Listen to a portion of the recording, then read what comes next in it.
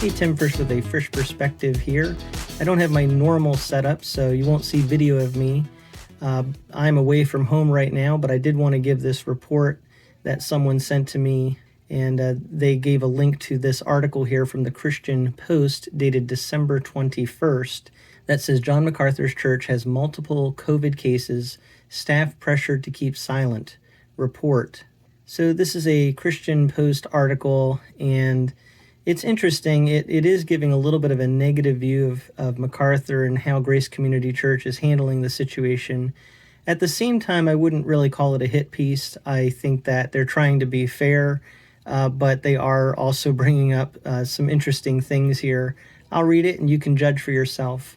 It says, staff and members of Grace Community Church, which is led by Pastor John MacArthur, say multiple people have been infected with COVID-19, but those with knowledge of the cases are being pressured to remain silent, according to a new report. Reporter Julie Roys spoke with a leader at the California-based megachurch who asked to remain anonymous, but whose identity she confirmed. The leader claimed there are church staffers, professors at MacArthur School, as well as members of the church's Filipino ministry who have the coronavirus.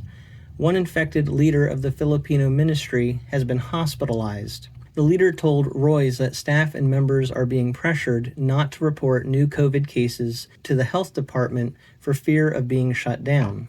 Roys cited a blogger on Medium who posted that 7 staff and elders who attended a Christmas party at GCC have COVID and are exhibiting symptoms. According to the blogger, lunch was served and maskless elderly and elders sat shoulder to shoulder, hugged, and shook hands. The Los Angeles County Department of Public Health told Roys that no additional outbreaks have been reported by Grace Community Church since it was cleared of an outbreak which involved 3 cases in November. Multiple members of the church, however, told Roys that they were scared of speaking out about the outbreak for fear of retribution. Some said they feared losing their jobs, while others said they feared being ostracized and losing their community. Roys also shared screenshots from Facebook posts, including some in private groups associated with MacArthur's church that discussed COVID cases among church members. LA County requires places of worship to report to the Public Health Department when there are at least 3 COVID-19 cases within a span of 2 weeks, after which the agency determines whether there is an outbreak. GCC did not respond to a request for comment by press time. The Sun Valley-based church has repeatedly sparred with authorities over COVID-19 worship restrictions. The church is currently embroiled in a lawsuit with LA County after leaders opted to resume in-person indoor services over the summer in violation of California's public health and court orders.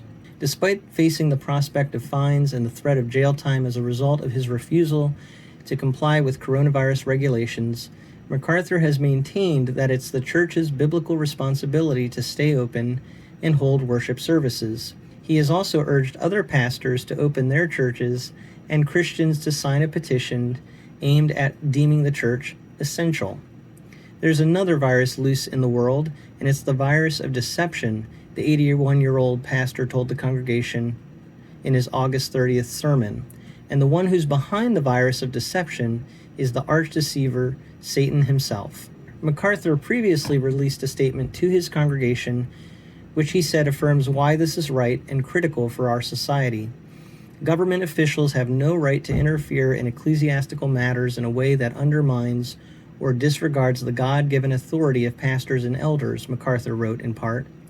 The pastor said the government is specifically tasked with the oversight and protection of civic peace and well-being within the boundaries of a nation or a community.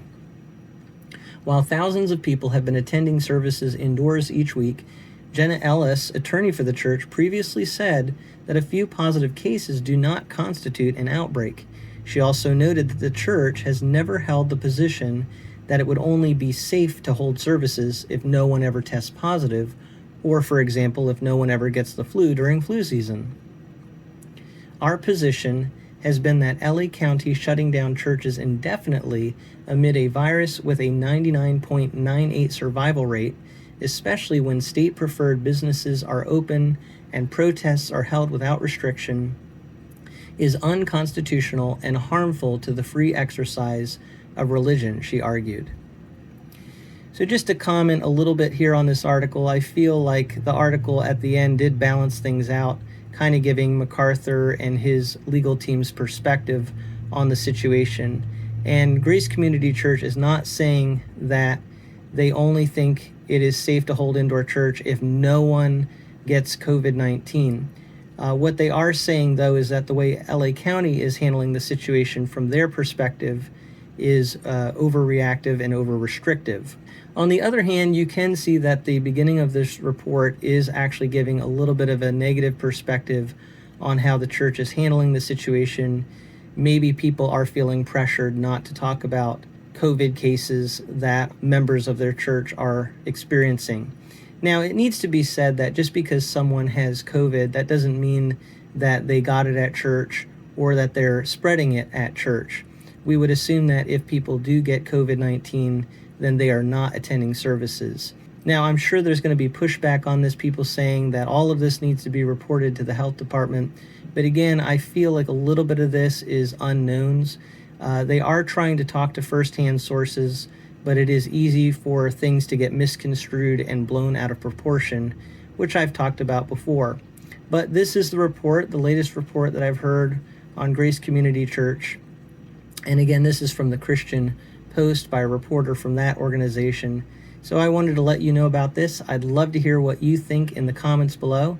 Just make sure you keep your comments constructive and helpful to conversation. But thank you so much for listening to this report brought to you from a First Perspective.